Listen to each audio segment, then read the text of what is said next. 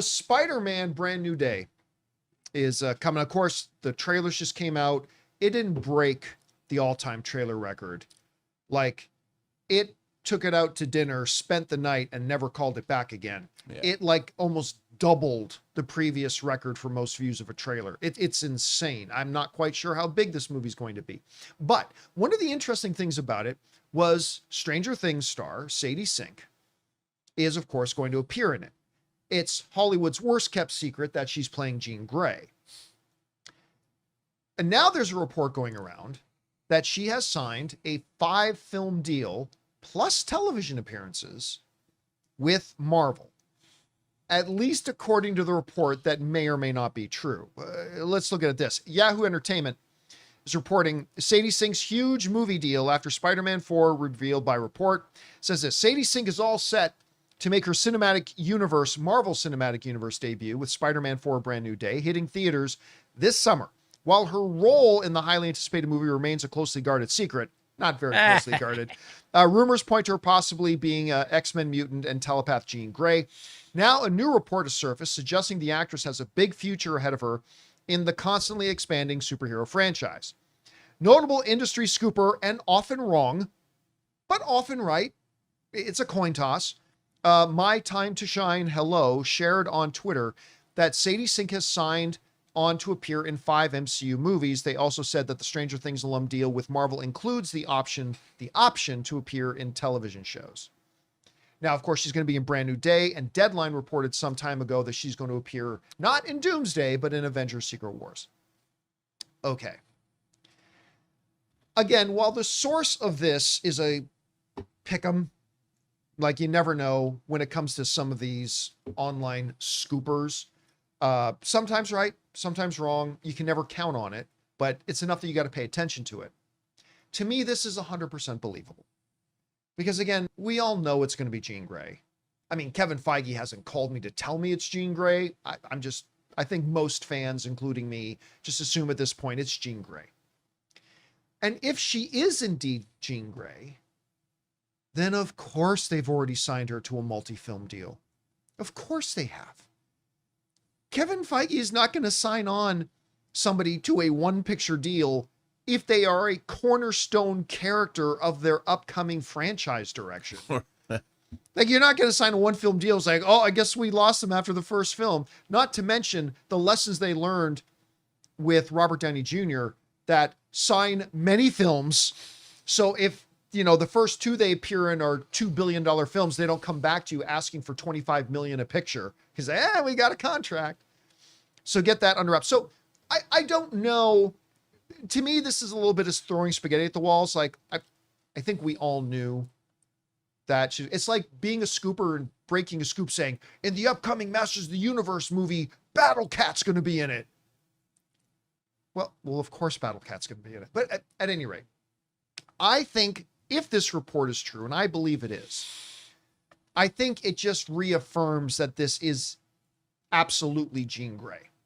I don't think you're signing a character this early and having them make their appearance in a Spider-Man movie and signing them to a 5-picture deal if it's Janice, the Midnight Baker. I think this. What? I think it confirms this is Jean Grey. We don't know that for certain, of course. We'll find out in the coming days. The night nurse. Maybe our guess is wrong, but you know what? The more and more I think about it, when they first announced Sadie Sink and the speculation began that she was going to be Jean Grey, I liked it. I did. I liked it. But the more I think about it, the more I love it. I think she's great. And she's not as young as she looks, but she's so young and young enough that, listen, Kevin Feige is looking at the fact that he's got Robert Downey Jr. and Chris Evans, and a lot of these guys are aging, right? Well, we're all aging. But I mean, then he looks at Hugh Jackman. It's like that guy was able to play the role for like 30 years, getting close. And I love that he's starting with a cast that is old enough to take seriously, but young enough that they could play these characters for the next 20 years. And I kind of dig that. Now, who knows? Maybe they'll cast Cyclops and it'll be Leonardo DiCaprio. He does like him younger.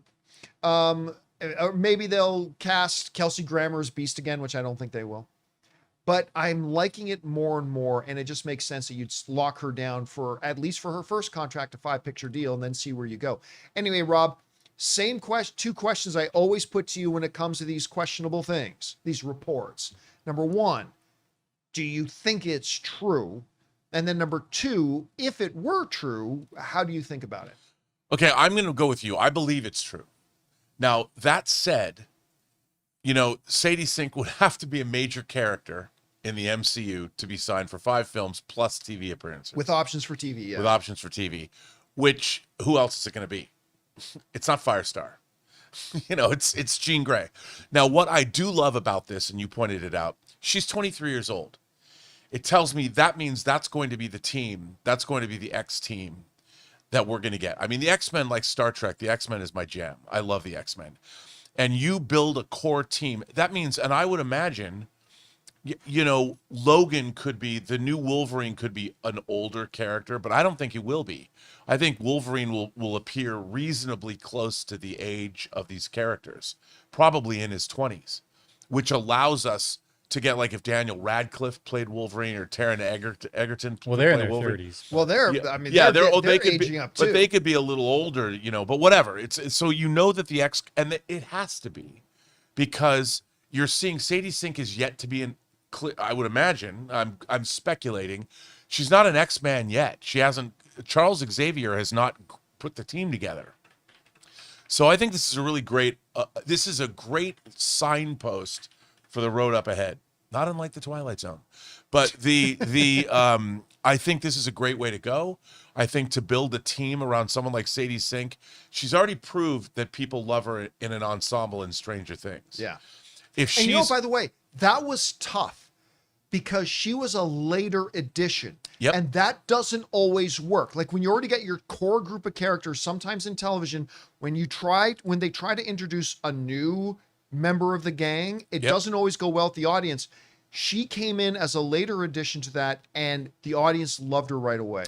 Yeah, and I think it's like, look, if after Secret Wars, because all bets are off, they want to take call them the elder statespeople characters. You want to bring back Tony Stark. You want to bring back Steve Rogers. You want to bring back Thor. They could be, call them the Illuminati, call them however you want to do it, like we saw in Multiverse of Madness. The elder states characters could be brought back and forth. But if you're going to concentrate on the X-Men, what's really interesting is you've got the passage of time in the MCU, and the X-Men they're coming onto the stage as the Avengers are sort of stepping off and aging out, which I like because it gives the MCU continuity for the next 20 years. In 2028, the MCU is going to be 20 years old. And the idea of bringing in the X-Men, but still having them coexist with the first 20 years means possibly, let's say the MCU goes for another 20 years.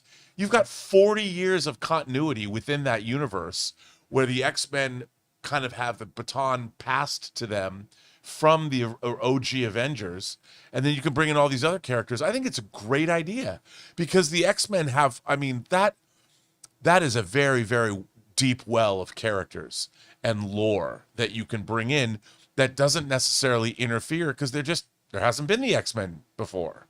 So I really like it. I like the emergence of mutants on the new MCU stage, whatever that's going to be post Secret Wars, and there's so much possibility that it'll re-energize it in ways that we haven't seen before, and I think it's great. I'm excited.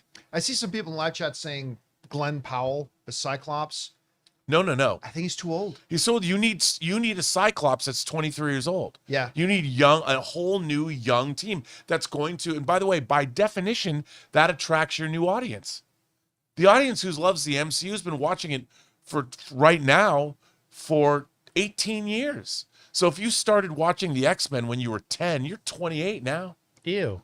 Well, I'm just saying that, but imagine that what you want is 10-year-olds looking at someone like Sadie Sink, like, I want to grow up and be her when I go to college. It's a beautiful move. Like, and that's what I think, because you can have older, you can have, the Summers boys, if you're going to bring back the Shi'ar Empire and Lilandra and go cosmic with it, which you can, because They've already established that in the I MCU. wouldn't till much later. No, of course. But I mean, the Summers brother in space, you can do all that kind of stuff. It's great. And it should be mentioned, Sadie Sink is 23 years old. Now, although we should, again, just reaffirm here that it has not been confirmed that she's playing Jean Grey. Right. It is still possible she's another character. We just believe she's going to be Jean Grey. But Yeah, I'd sign Firestar to a 5-picture deal. Sure, why not? all right, guys. Question is for you. What do you think about this? Apparently, at least according to the reports, if you believe them, Sadie Sink has signed a 5-picture deal with Marvel. Again, I think if true, that does kind of reaffirm that what most of us think is that she's going to be Jean Grey. Whatever you guys think, jump down to the comment section below and let us know your thoughts. Hey guys, thanks so much for watching this video. Make sure you like the video, leave a comment, and subscribe to our channel. And don't forget, we have a daily podcast called the John Campea Show Podcast, available on Apple Podcasts, Spotify, or your favorite podcasting app of choice. Go and subscribe to it today so it'll be there when you need it.